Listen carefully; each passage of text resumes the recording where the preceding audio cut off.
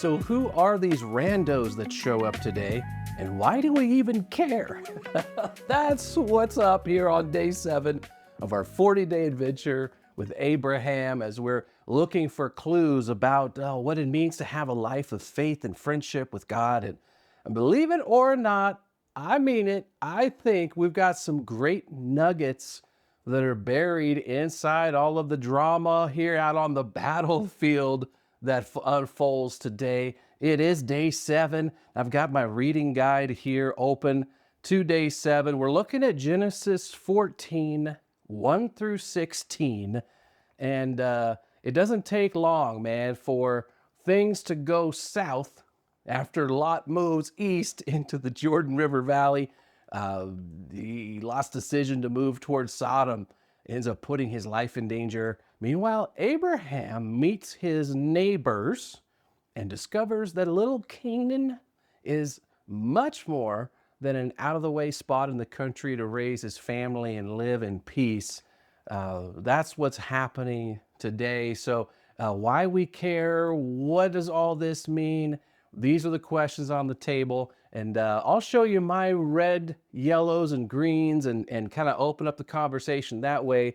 But first, if you haven't already, read today's episode right here from Genesis 14, and then we will come back and discuss, okay? But for right now, I'm going to count you down. You're going to pause. Here we go. 5, 4, 3, 2, 1. Pause. Did you pause? All right. I'm going to take your word for it and say we're going to move on here. Go ahead and talk more about what's happening today. We got all kinds of names getting thrown at us, but don't let yourself get bogged down too much in all this. What we're seeing here is a geopolitical battle unfolding. We've got two sets of allies, all right? One set here are these kings. Some of them were from places we recognize, like Babylonia, recognize those guys.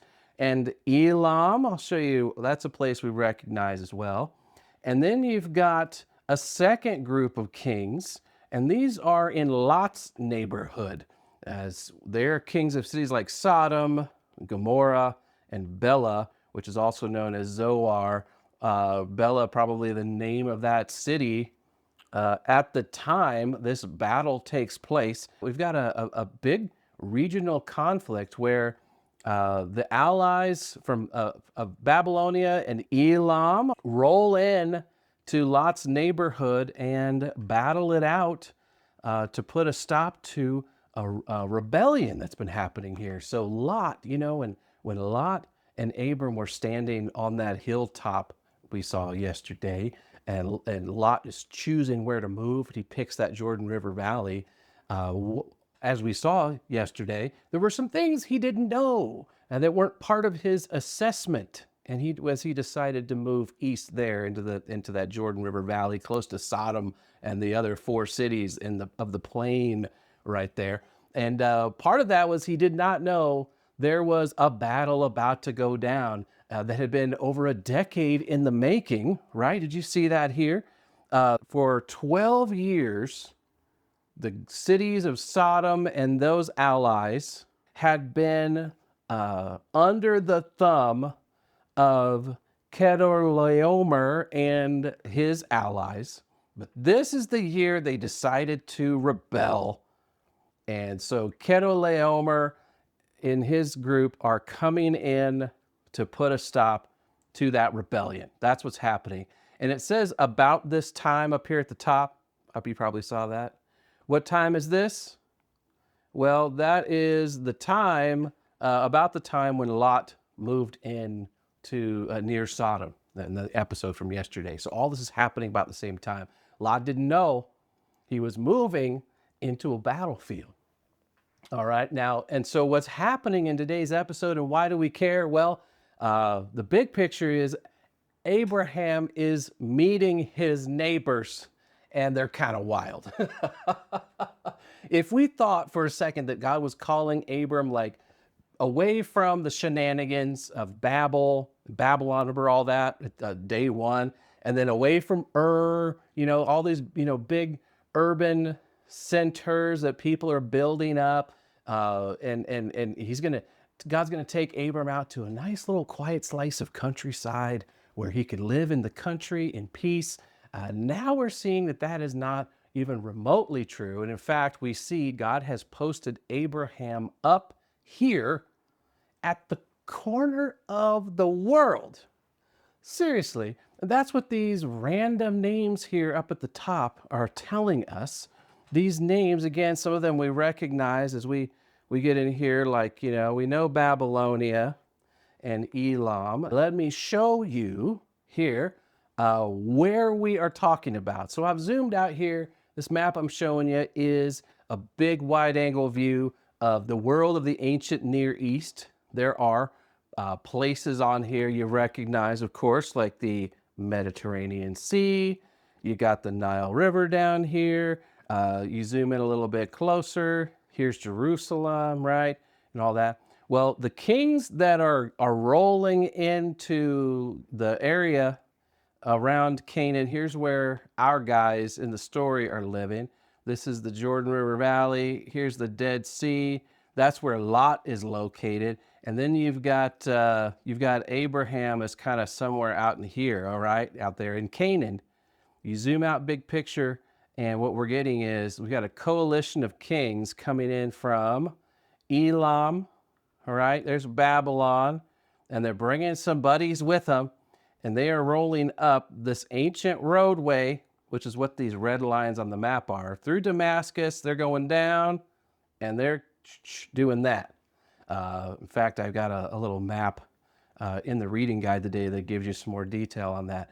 So what we're seeing here, this is a full-scale regional war, and all of that brings me to my red, yellow, and green highlights for the week. Let me start off by giving you my red highlights. The thing that's bothering me today, looking up here, grab my red highlighter, and I'm highlighting this right here. War broke out in the region. Now, war is not good, and that's a reason already to highlight it red. But for me, I'll tell you what, this is something I really don't like to see as I'm reacting to this. And the word I really hate is this word region right there. Now, why? Well, I don't want to see God leading Abraham out to be part of any kind of a region. You know what I'm saying? I want to see Abraham in a nice little cabin in the woods where he's just peacefully living out his personal faith without any fuss. And, and everything got taken to a nice little spot in the world. He's going to be blessed. He's going to have his family. He's going to grow his wealth. Everything's fine. Well, why?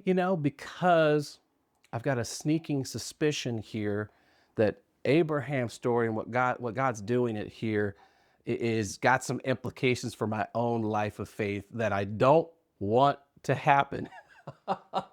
And that's because God's brought Abraham to this very busy, dangerous, contentious little corner of the world. He's got neighbors. He's in the middle of a whole situation.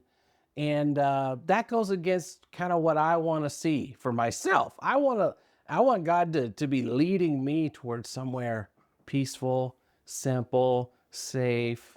And I see God's got Abraham intentionally, purposefully living in a spot where he's got neighbors, and the neighbors aren't great.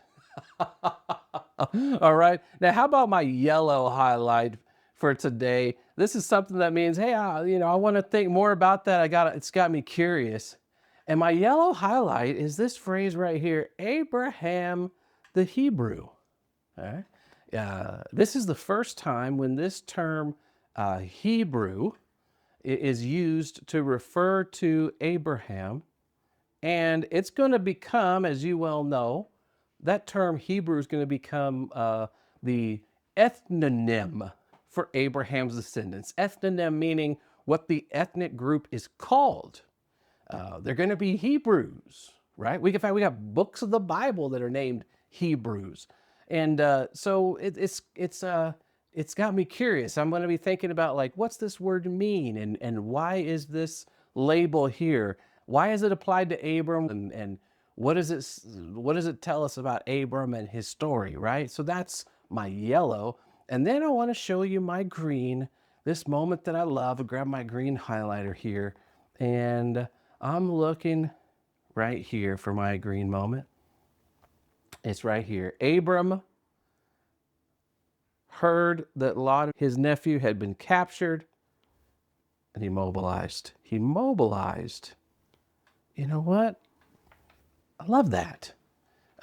When Abram heard the news about Lot, who, by the way, kind of did him a little dirty from a human point of view yesterday, right? They got all the land out there, and Lot's like, nah, I'll take the really good area that's like growing like the Garden of Eden. And Abram, you can have those scraggly old oak trees out there in the Canaanite mountains, you know what I'm saying? And but here, Abram doesn't like detach from Lot or the neighbors. He's not aloof to their troubles, the troubles of the region, even though he doesn't even want to be at a region. You know what I'm saying? He just wants to live, not be part of a whole thing.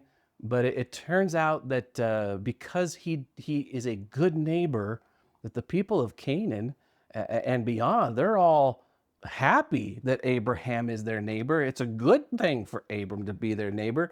I mean, he's out here recovering all the goods that had been taken, the captives and all of this, right? Including Lot and everything. So this is a great moment for Abraham. He makes the move toward being a good neighbor. And he starts to be he starts to be a blessing to the people around him, kind of like God said that he would. So I really like that. All right, there's my GYR today, my green, yellow, red. What's yours? Let us know. Drop them here, and then maybe add them to our Facebook group, especially if there's something you want to talk about for our next meetup, our next live meetup. And then after you do that, roll on through here, reflect and respond to what we're seeing in today's episode. And once you do, got some little maps for you and everything. Once you do, scan the QR code and I'll come back with a few reflections, responses, and insights of my own. All right, so I'll see you in a little bit.